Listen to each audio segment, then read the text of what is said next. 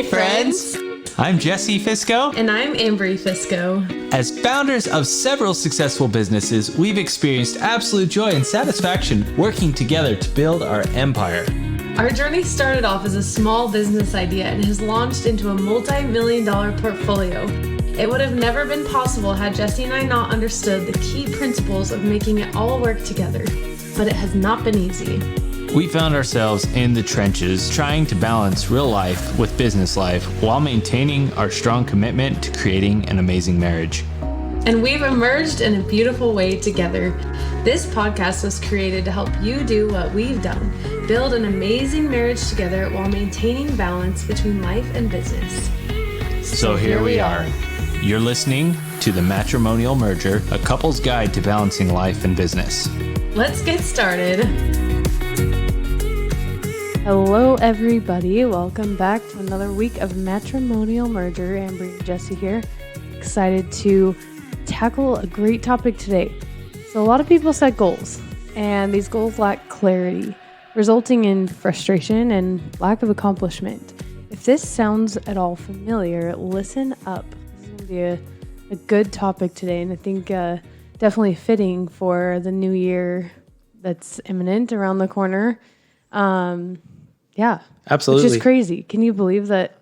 I can't. You know, like Christmas is this weekend and you give it another week and a half and we will be in 2023. I can't believe that's that. Unreal. No, and I'm actually I'm really excited about this topic because this is something we're writing a TED Talk about, you know, and like, there you go. It's going to be awesome. So clarity and just absolutely crushing your goals for 2023. Like and for any year, if you're listening to this in 2025, like crushing your goals in 2025 in general, this is the key to helping you absolutely succeed in life. And so I think like excited. Several episodes ago, you mentioned like a percentage of people that actually hit their goals. Can you remind us? 8% of people actually hit their goals. Isn't that crazy? Which that's pretty sad. Here's the deal. Is like, pretty unmotivating if you don't understand how to set goals. It's like, well, why would I even do it? I mean, so I may even add that it's average not to hit your goal. It's average not to hit your goal. Not to hit your goal. Yeah. Right? So you're just an average person if you're not hitting your goal. Even accepted. Like, it's even kind of like, I don't know. Sometimes, accepted by the masses, like, by 92%? Yeah. Well, it's kind of become more normal, and it's like, oh, you didn't hit your goal. Well, this or that happened, or there's excuses. There's, I mean, not saying you should never give yourself some grace, right? But I think sometimes it just becomes like way too lenient. It's absolutely. Like, oh, that happened. Like, oh, this. Like, you can always find an excuse if you want to. You see, I have a problem with this because so many of us have been taught goals and how to set goals, and we've been taught how to set goals incorrectly. Like, 100% incorrect. We've been told, hey, set yourself a number, set yourself something that you want to follow. And that's my problem, is that most of those have not even actually been, like, most people have not even been taught how to set a goal correctly or what their possibilities are. Therefore, by the time they actually set their goal, they've already set themselves up for failure, or in some cases are in a habit loop of not even achieving that goal because of the 1,000 other times they've set the same goal and never achieved it. And so, and we talked about that a little bit in a previous episode. Yeah. What was it called? The name of the episode. You'll find it. It's about goals. Yeah. Standards, not goals. Standards, right? not Something goals. like that. Yeah. We talked about that, how it's like if you get into that loop, like your body and your mind are expecting you to fail, not reach that goal. And so it's like, the reward's not big enough or the goal's not big enough, frankly. And then it's just like, if it doesn't happen, we don't really lose anything. Like it's not going to affect us. Exactly. And we're not going to gain that much by actually reaching this goal. But I want to ask you as a listener, when you fail a goal or when you don't reach the goal, how do you truly feel? I mean, I think a lot of us, and maybe this is you, but we start to justify, oh, well, we came close. We came within $10,000 of our our financial goal. Oh, you know what? I came within 5 pounds of my goal by this time. Oh, and you start to justify and say, oh, I was super close. I just didn't quite get there. And you start to justify. And the issue is you're telling your unconscious mind that your goal wasn't even that important to you. And so the next go around, when you set this goal, your unconscious mind is like, yeah, right, it's not that important. Therefore, you're almost working against yourself because like your unconscious mind isn't on board.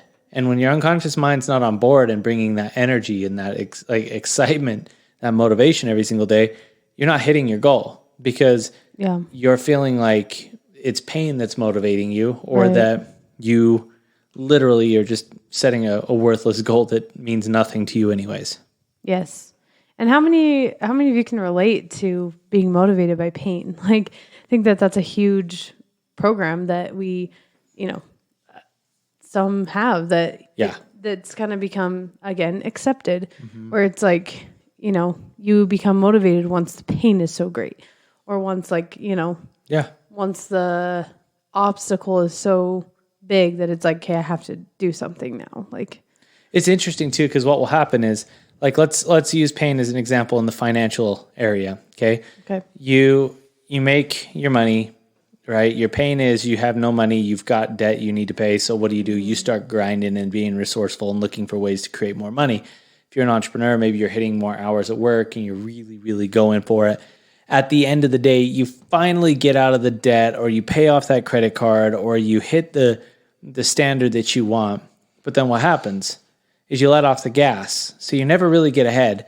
And then you find yourself making the same mistake again, going into debt, because your body and your mind have been trained to be motivated off of pain. Therefore, if there's no pain, you're not motivated. Yes. And so you consistently go back and create more pain for yourself. The pain is the trigger. Like, the pain's the trigger, It's the start of the process. And therefore, you never actually get ahead.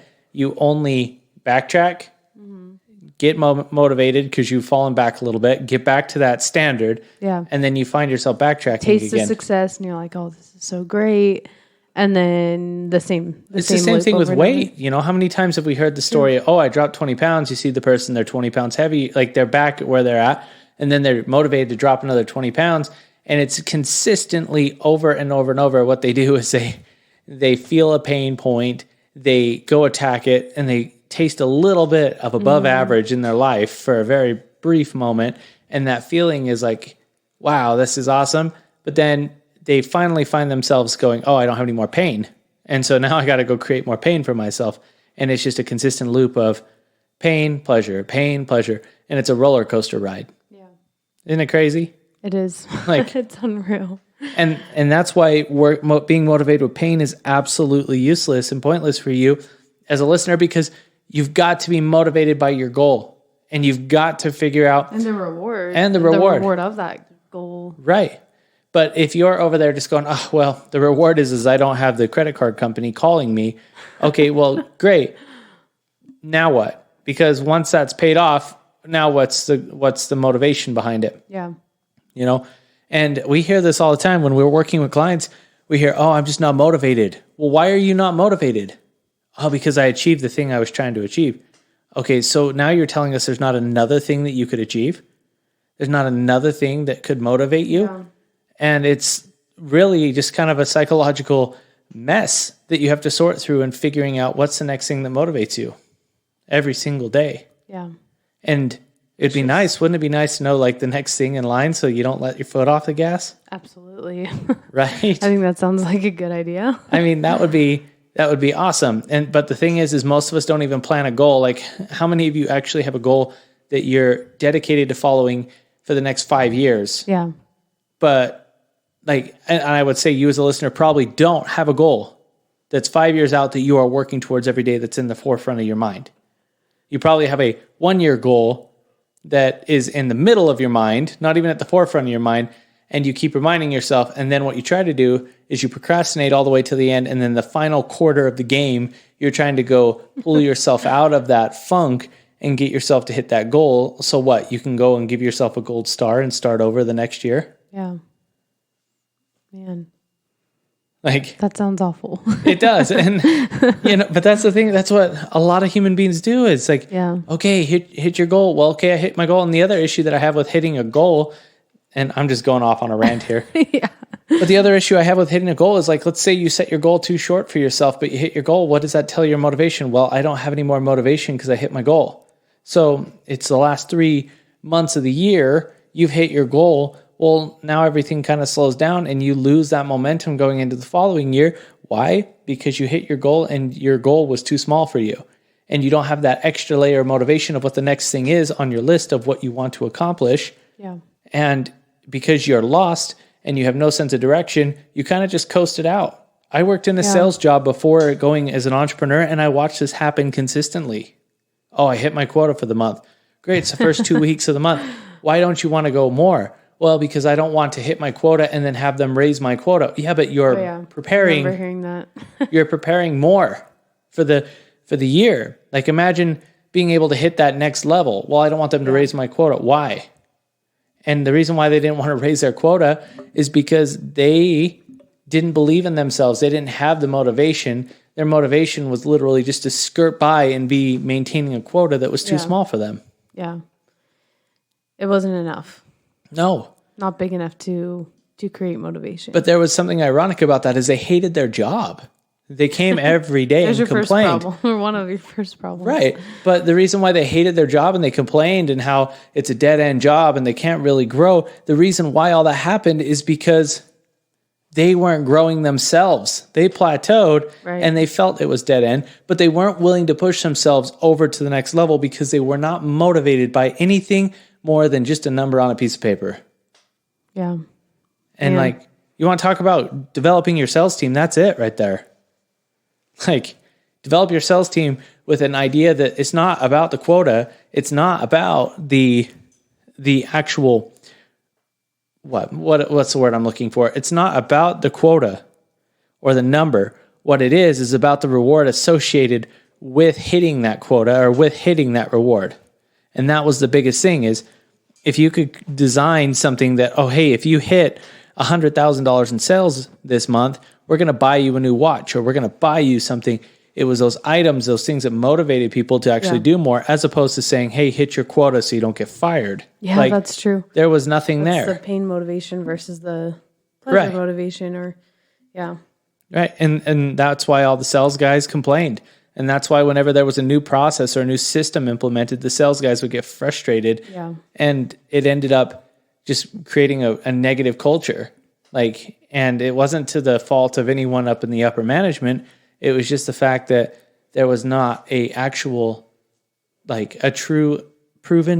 tried system of setting goals and hitting those numbers. And at the same time too, regardless of whatever processes or things are in place, if we're talking about a sales team, it's individual. Yes. You have to decide. Mm-hmm.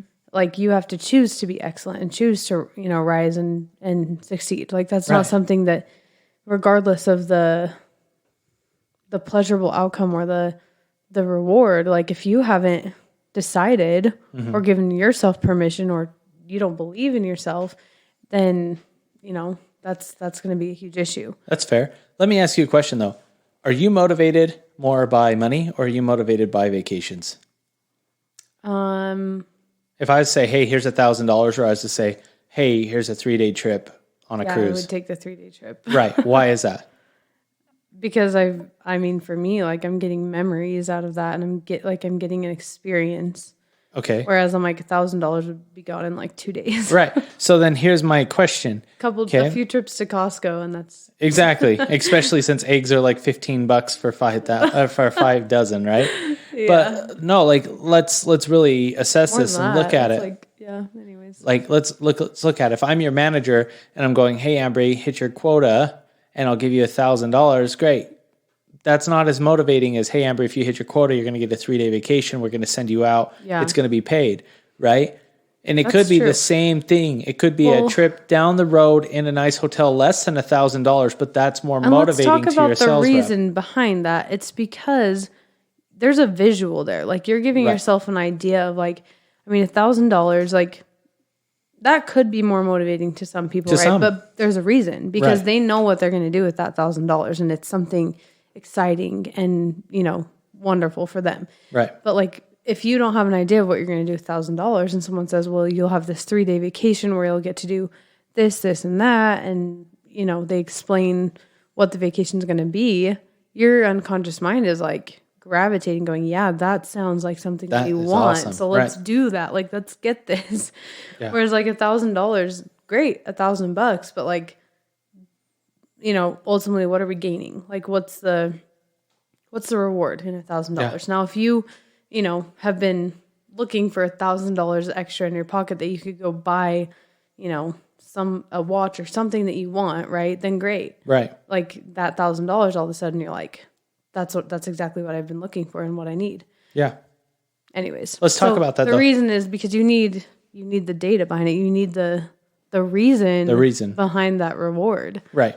And a vacation for most people, it's like that's easy motivation because for most people, Yeah. I mean, who wouldn't want to, go on a 3-day getaway where they get away, you get to leave work, leave your responsibility and just chill. Yeah. Oh, absolutely. That's motivating. Well, and that's the thing is like a lot of people that are listening to this podcast are business owners or in a higher management role. Mm-hmm. But I want you to consider how much more you get out of your employees or out of the people that you're working with, how much more you would get out of them if you motivated them according to what they are actually motivated by. Or yourself or your spouse. Yes. I mean, honestly, like I think that a lot of times we think and assume that everyone's motivation and model of the world is ours because, that's what we're most familiar with. But if you can train yourself and learn and consider what that looks like for another person, like your relationship changes specifically like with your husband or wife, like that's unreal. Like that's a game changer. And then that elevates your work ethic, your ability to succeed and achieve other things and that anyways. But it reminds me of that cruise we won because, and I'll share this story because one of my business partners, someone I help coach and we've worked together. He was like, man, how can I get some of these other loan officers motivated to do more business? yeah, And I was like, hey, well, give them a $10,000 vacation if they hit a certain percentage. Motivate them. Find out what they want, right? And give them that $10,000 vacation. Do you remember how quickly you and I hit that goal? it was unreal. It was like it was 6 weeks, 7 weeks. It was almost unbelievable. Like it was. just was happening because we were like Ultra motivated. Yeah. And I remember one of the people that you spoke to just naturally was at a park and they had some issue and they were like perfectly aligned with you to meet you at that time and they needed someone to help them with a loan and you were like, oh, well, here you go. And it was a random lady at a fair like that I was at, like a fall festival thing. And she just, I somehow she found out I was in real estate and she started venting about this like home process and how they're under contract on a house and they were going to lose the house because they're financing and blah, blah, blah. And I was like, hey, like, let me see if I can help you. Yeah. And it was just like, and I remember being like, what the heck? Like, I wasn't even looking for like, it just came, it was just like, but like I truly believe like my unconscious mind, because I had a goal and a reward attached to it, like was looking for resources. And I maybe was like tuned into keywords or certain things that I wouldn't have really like paid much attention to otherwise. And I was like, oh, hey, this is actually like, could be a win-win. This is a great opportunity for us to, you know, help someone get what they need and for us to. Well, and let's dissect that a little bit more because here it is at some random fall festival. Yeah. And some lady just starts venting to you about real estate. Out of all the people that were at that thing, it was you. Why is that? It's because your unconscious mind was promoting an energy that like, you need to talk to this person. And it was promoting this idea that you know something and you could be helpful and that lady could feel that energy. Like that's how real this is. And I mean, this could sound crazy, maybe depending on, how suggestible you are. But like, if you believe that our unconscious minds or our spirits are connected, like, wouldn't they know that, you have something to offer that I could benefit from, or that, a problem that I'm experiencing that someone could potentially help me fix or find the resources for? Like, I truly believe that is like, I don't think that's what's meant to happen. And I don't even think you're far off, because in the book Mind Control by Jose Silva, he actually goes into, there was a study where they put two children in a room, and one child was supposed to think of a item. So this child was thinking of a truck, and the other child in the other room had no idea. It was a conducted study. And they went back into the room and they said, hey, do you know so-and-so?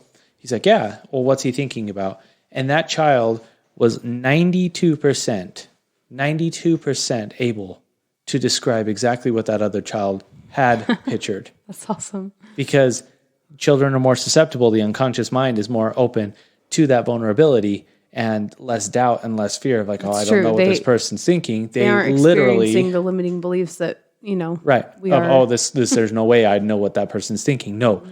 This child was able to predict 92% down to the color, down to the truck type, like everything, with the exception of some of the details. And that is what they were linking. There's also part of that book, they talk about remote viewing, where you can literally get an idea and view where someone is at based off of coordinates. In fact, we have a good friend that we know that was able to find his cat doing this very thing. Is he was able to close his eyes and go into a state where he ultimately found his cat. Yeah. And he was in Italy, right? In Europe somewhere? Yeah, Europe somewhere. While his cat was here in Salt Lake. Yeah. So that's the thing, is like, we're so connected, but going deeper into that whole experience with you and this lady, she felt something enough to come talk to you out of everyone else. Yeah. And that was the thing, is your unconscious mind was so motivated by this trip that within 6 weeks, you were able to sell $3 million worth of loans, which is typically what most lenders will do in the course of 3 months, maybe 6 months. Maybe a year, depending on who it is. You and I were able to do it in 6 weeks. And it was effortless. Pretty unreal. And we won a vacation. We went on that vacation, and that still today is one of the most amazing things that we talk about, is how we won a $10,000 vacation in 6 weeks. Super easy. And I think like there's a lot more around that I think we should like unpack in a future episode. But if you, if you maybe believe or don't believe that, your unconscious mind, your spirit is connected to a higher being, a higher purpose, connected to God, even, like, there is power in that. Like think of the times when you're like laying in bed at night and you like have this idea like, oh, there's a door unlocked. And maybe it's not always the case, right? But like there are those times when like you have that idea and you walk downstairs, sure enough, there was a door unlocked and you're like, holy cow, like how did I know that? Or like you think about one of your children and you're like, oh, something's not right. Yeah. And you discover like, oh, they were hurt or something had happened or whatever. Like, you just have an intuition. Yeah. And Exactly. And so like that's, anyways, I think there'll be more on that in a future episode because I love that topic. But yeah, the more I'm unpacking some of the philosophies by Neville Goddard is his name.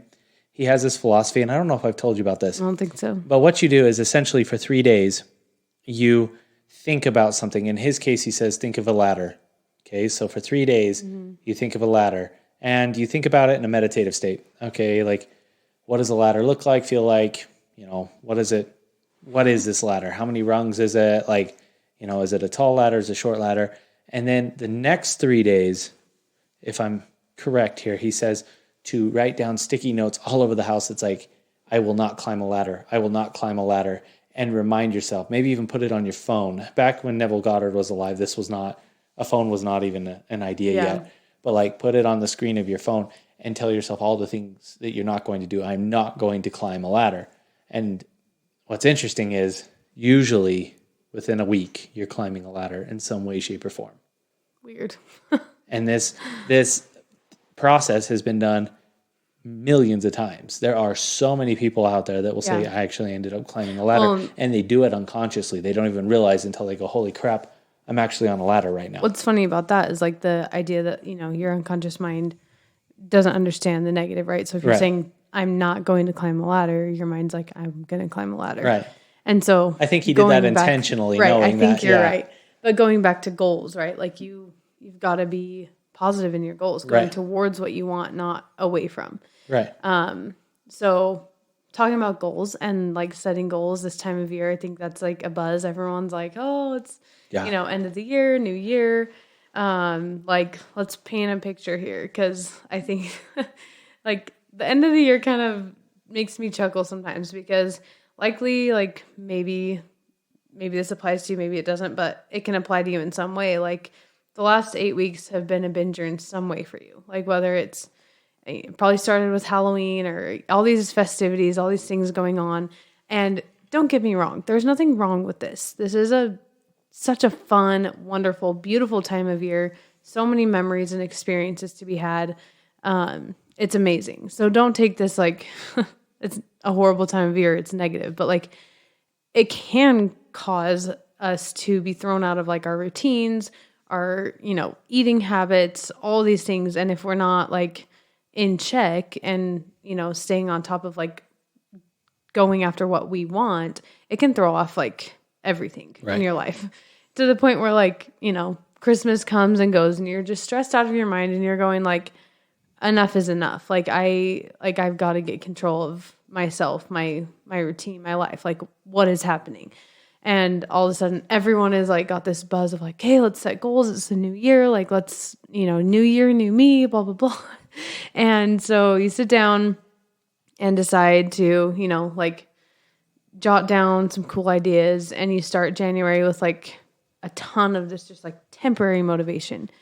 And a few days or weeks go by and suddenly you realize that like you've neglected or even completely forgotten about these so-called goals. Like they're just gone. Like you might not even really realize it until maybe you haven't been working towards that goal for 3, 4 weeks, 7 weeks, whatever. And all of a sudden you're like, oh, I just forgot.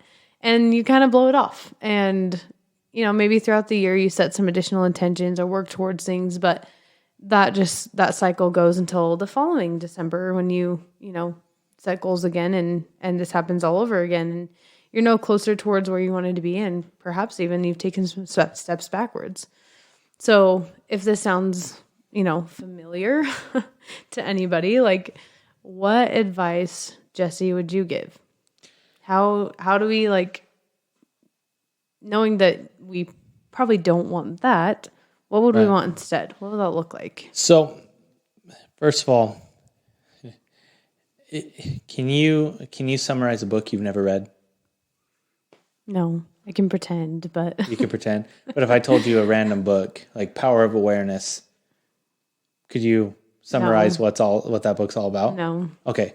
So then, can you process and understand what your goal's all about and all the things around your goal just by labeling it?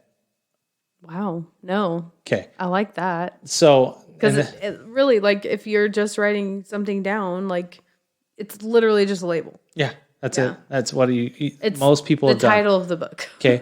There may be like a vague idea of what that would be like, but most of the time we put down a number. Well, what does that number represent? That number is just a number. Like I remember, and I've said this story before, when I put a number, when I originally was setting goals, put a number of 180 pounds. I hit at 180 pounds. I look in the mirror and I'm not even satisfied with where I wanted. It wasn't what I wanted. Yeah. And that reminded me of like, my goals need to be more specific.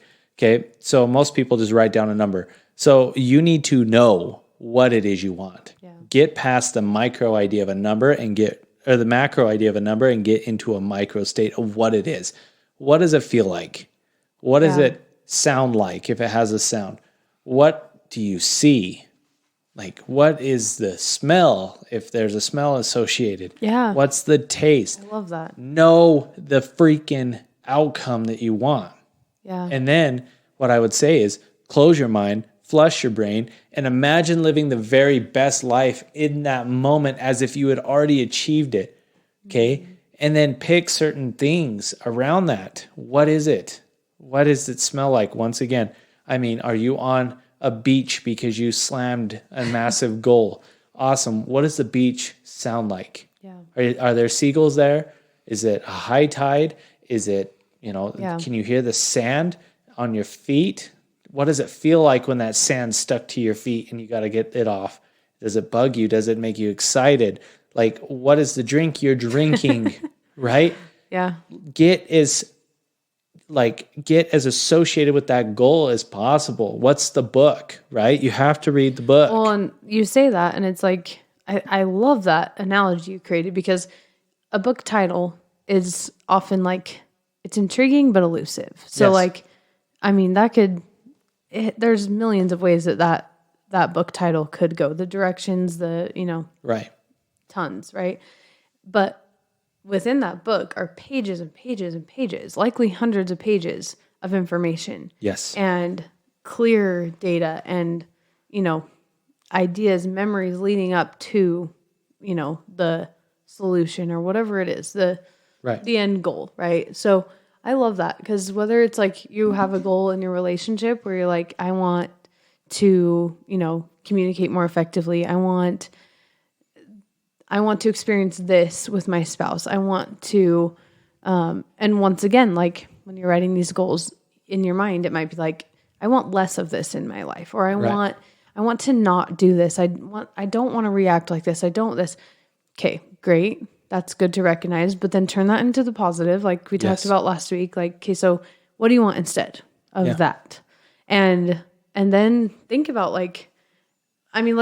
talking about like your relationships. Let's think about like, hey, next time you have like a disagreement or a situation that could become frustrating or heated between you and your spouse, like, what do you want it to look like instead? Right. And what, design the details around that. And then how are you going to feel when you achieve that? Like what's that going to feel like? Just like you said with the vacation or that you were explaining, or the sand on the feet. Yes. Like the whole you were idea. talking about like a weight goal, right? Yeah. Just like that. Like think about what that's going to feel like, what it's going to look like. And then when you have that like situation that maybe in the past would have been a argument, blow up, you don't talk to each other for 3 days, whatever, right? Right. When all of a sudden that looks different and it looks how you designed it, oh my gosh, like that's going to feel incredible. And then what are you going to do to celebrate that, which is the reward, right? What are you going to do to reward you and or your spouse for that achievement together, whether it's an individual or goal together? Like because then your mind is motivated. Let me ask you this. Is it possible that if you were so clear in details in your personal goals and in your relationship goals that you may not even have an argument that you need to resolve? Yeah, could be. Could be, right? Yeah. Because most people argue about what? Money. They argue It's about misalignment. It's misalignment, exactly. And that's what I'm talking about. Is like if I came upstairs and said, "Hey, we have a goal of 250 million," and you were like, "No, like that's not it." Then you and I already have misalignment there. Yeah. But if I walk up and say, "Hey, 250 million," you say, "Hey, 250 million," and we're both aligned. I mean, and even if like the reward and what that looks like is different for both of us, because there's certain things that are important to you and things that are important to me. Right. You're still like aligned towards the same end. But I know what you want and you know what I want, and we know that the only way we're going to get what we want is based off of X, right?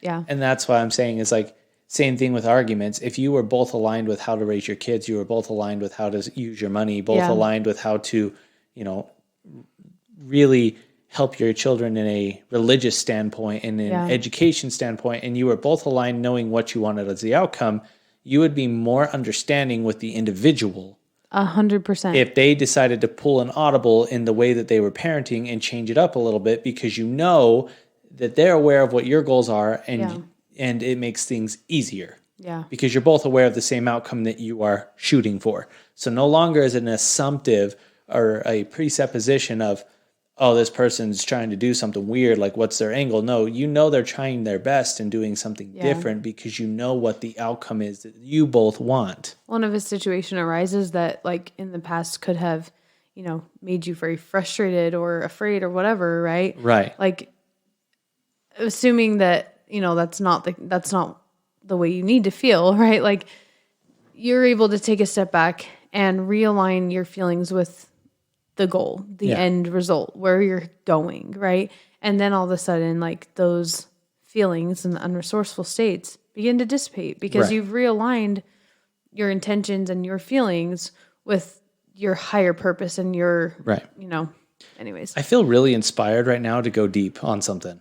Okay. Okay, so bear with me here. All right. And it might be a little bit, it might hit some of you as a listener a little bit hard because we all know that motherhood is like something extremely, extremely sensitive and important.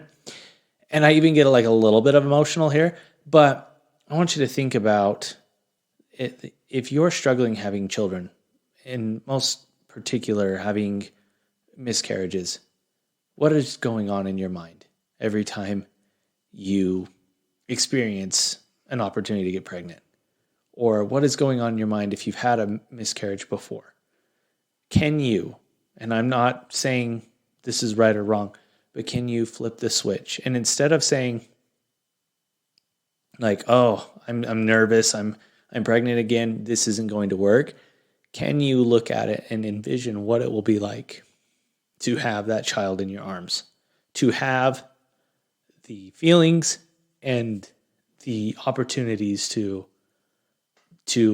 have this baby instead of cutting yourself out in the beginning, right? Instead of saying, oh, you know what, I'm trying, this is so hard, maybe envision what it would be like to have that child. What would it feel like when you actually had a full-term birth and a healthy child? What would it look like? What would you name that child? Because the issue that I see is that too many times we think of the negative in that process. You're creating emotions based on past experience rather than current. It's like, whether or not you believe you have control of that outcome, right? It wouldn't serve you to live in the past in any regard. Right.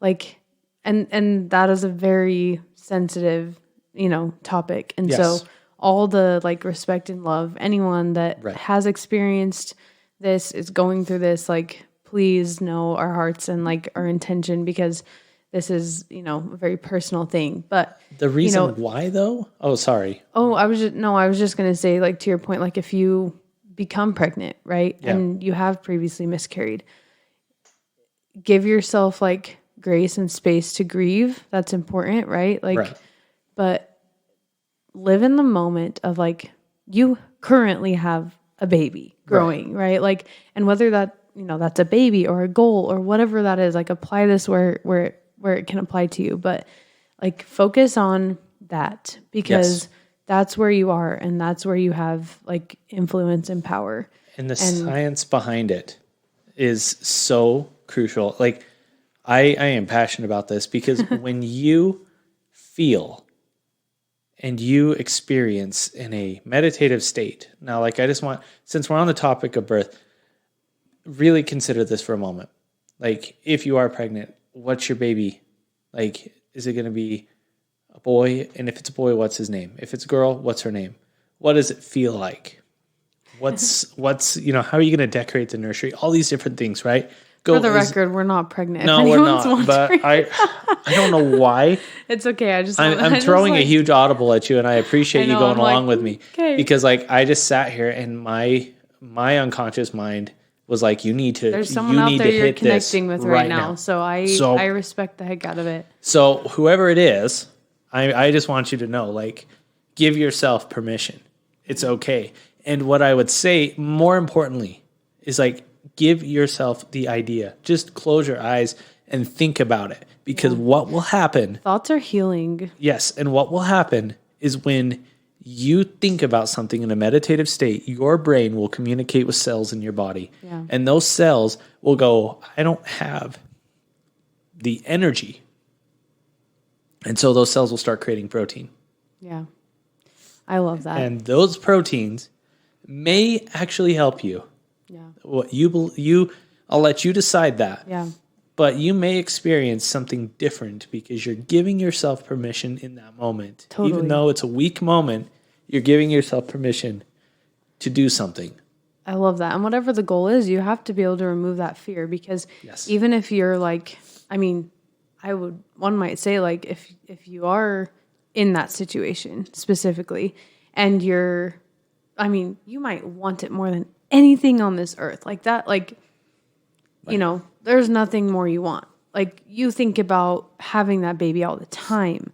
Like, you think about the nursery, you think about the name, all these, you've created all these details. Yes. And if you have fear attached to that, it's hard to, to imagine how, like, Yeah. I know the fear can be debilitating. It can. It affects our mind and body. So whatever your goal is, whether you want to lose 10, 20, 30 pounds, whatever, whether you want to improve a relationship, whether you want to grow a family, whatever that goal is, make sure that regardless of the amount of data and information, happiness that you have attached to it, do what you need to remove the fear. And that fear only comes from past experience of yourself or maybe someone else, but whatever it is, like, that fear isn't future based. It's not the here and now based. It's based on past. So do what you need to remove that so that you can give yourself permission to move forward. And regardless what happens, when that success comes, it will be sweet. It will be, incredible. It will be amazing. And what I'll say too, we talked about feeling and everything, but relive that moment every single day. Be grateful. Yeah. Like, be grateful for the moment that you've meditated Gratitude in your mind. Is incredible. You want to talk about, like, next level. Like, Ambry came downstairs and she's like, "What are you doing?" And I was talking in the microphone, and I am recording a meditation of all the things that I am trying to become and all the things that are important and where I'm headed and my becoming. So my meditation is me talking to myself that is like, you are going to go on this trip. It is going to be like this. And it's very direct to myself. Mm-hmm. And like, you're going to drive this car. And I took that audio, I put it to a backtrack, and I've listened to it every single night. That's awesome. Because my unconscious mind wants to hear me, because my unconscious mind loves me. Yeah. And so when my voice is saying, "Hey, we're going to be driving a Porsche GT3 RS with black interior and green stitching, and it's going to sound like this, and it's going to be like this," my unconscious mind's like, "Holy crap, this Jesse's awesome. I want, like, let's communicate more." I think too, and I feel like we're kind of like on tangent after tangent, but I love it. And I love that you're like, by listening to a meditation you have created for yourself. Yes. The self-love that can only come from that is powerful. Right. Because when Jesse told me that, I imagined, like, okay, so if I did that, like, I feel like at first I'd be like so uncomfortable. Like, just listening to myself, talk to myself, I'd be like, I want to, I want to believe it, but I also feel like I'd have a hard time taking myself seriously, which is sad to say, right? Like, and so I want to do it just to challenge myself to be able to have that respect for myself and that belief and that permission in myself, because we put that in other people. We talked about that last week too. Like, you put so much trust and respect in other people, you got to give that same thing to yourself. And I believe that if we can do that, if you do that, that your goals will come much easier and effortlessly to you. And the clarity around those goals will be there. And that makes the world of a difference. Oh yeah. The clearer the roadmap, the easier it is to get to the destination. Yeah. And I remember, like you mentioned, like, I don't know if I could do that. Like, or I don't know if I could take myself seriously. Yeah. And I remember a friend of mine. I was like, I want to do that because I think it's like, because I think I would. I remember a friend of mine, I was talking to him on Wednesday, and he said the same thing. He's like, "Man, I don't know if I could do that." And I just remember looking right at him, and I'm like, "You don't know if you can take yourself seriously?" And like a light bulb, his eyes got big, and he's like, "Whoa." That's how I felt. It's and like, I was like, crap, I got to do that. Right.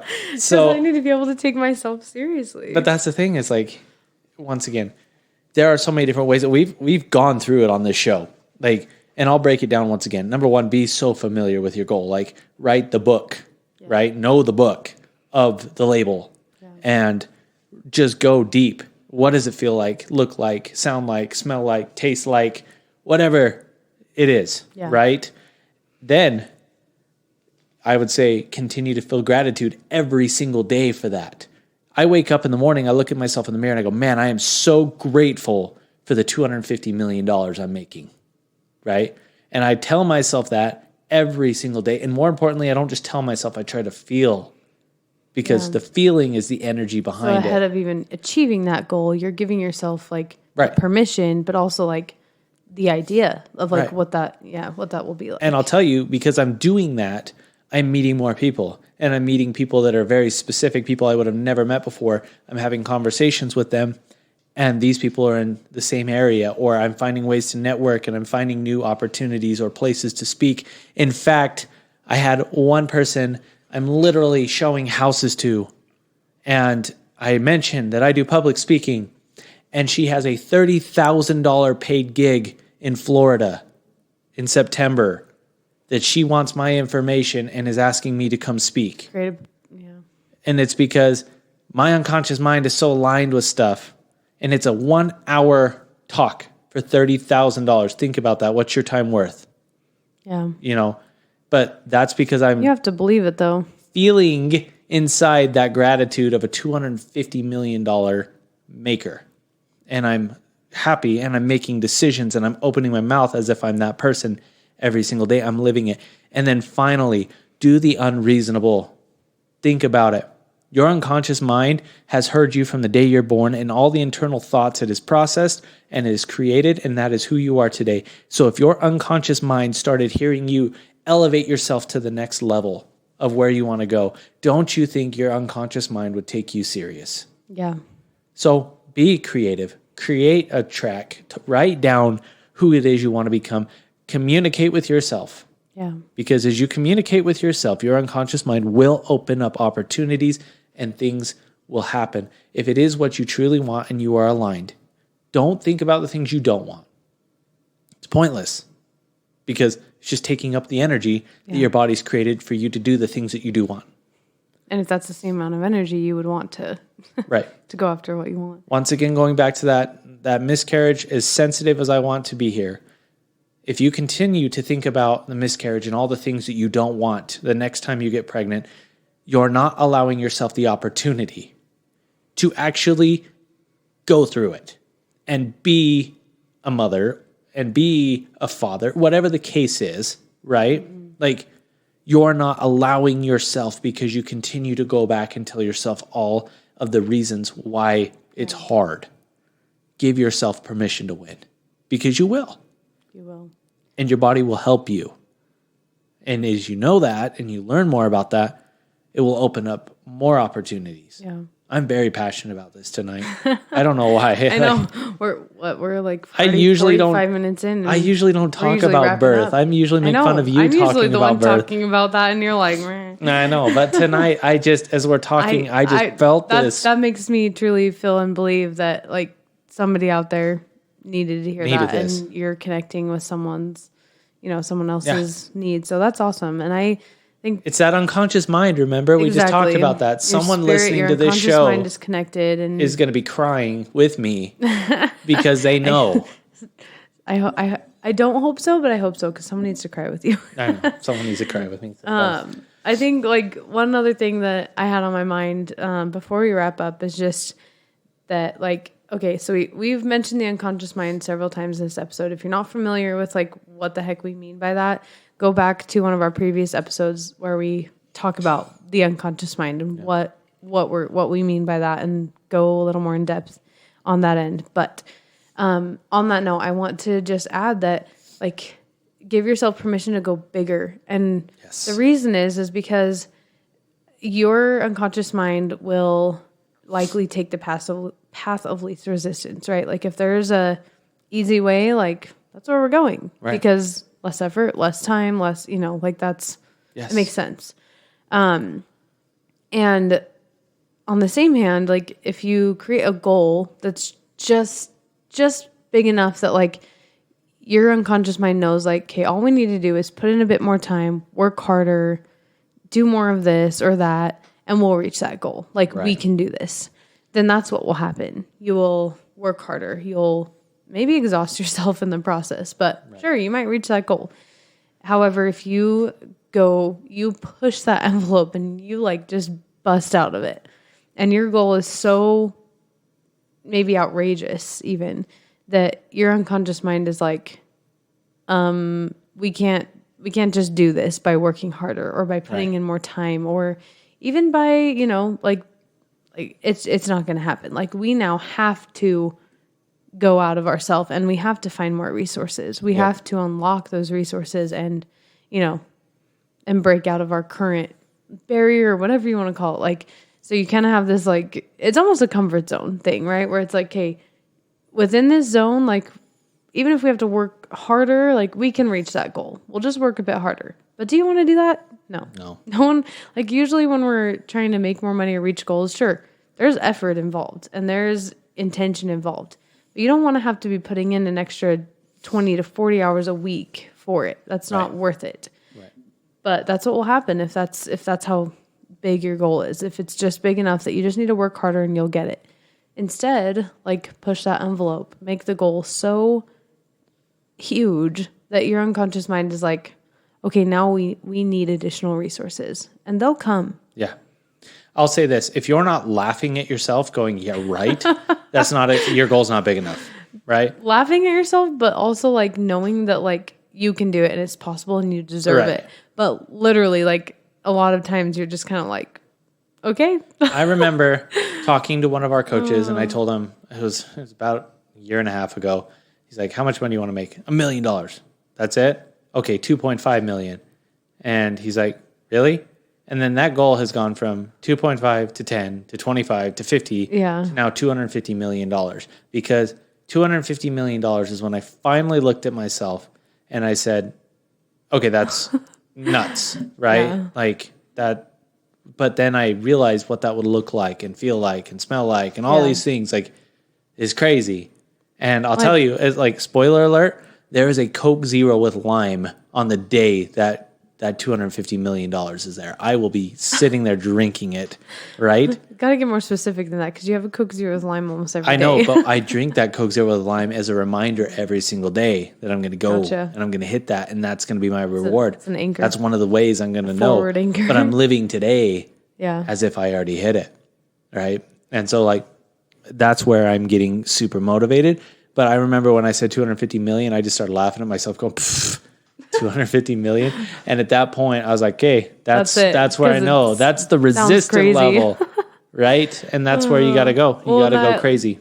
That coach you were talking about, like even when you told him like we were thinking about signing up for his program and you were like, I want to make $1 million. And he's like, no, like come talk to me when your goal's bigger. And you're like, okay, like what does that mean? Yeah.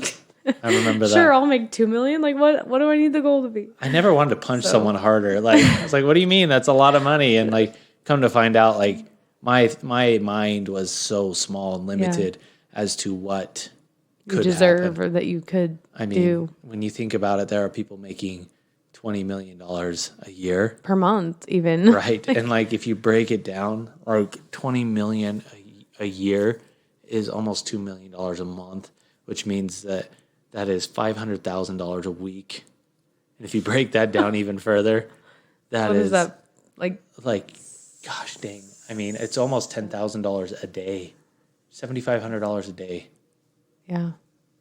Which means that if he works an 8-hour day, he's making $1,000. $75,000 per day. Oh yeah, $75,000 per day. Sorry. No, you're good. I knew what you meant. But yeah, that's like. Which means he's making like a grundle of money per minute, right? Think about that, guys. So, but there are people out there that make that. So if you think your goal's like, oh, this goal's going to push me, no, go harder and make yourself go, yeah, right, I can't do that. I'm not, there's no way.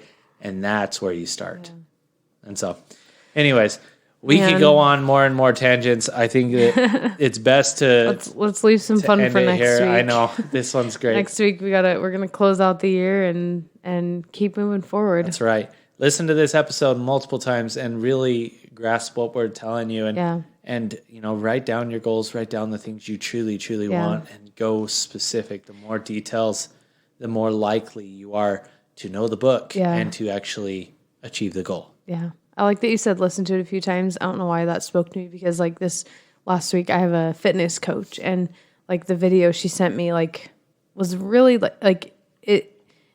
There's some things I want to do and change, and like her video was like impactful. Yes. And I listened to it like 2 or 3 times. Right. Because I was like, I need to like really digest this.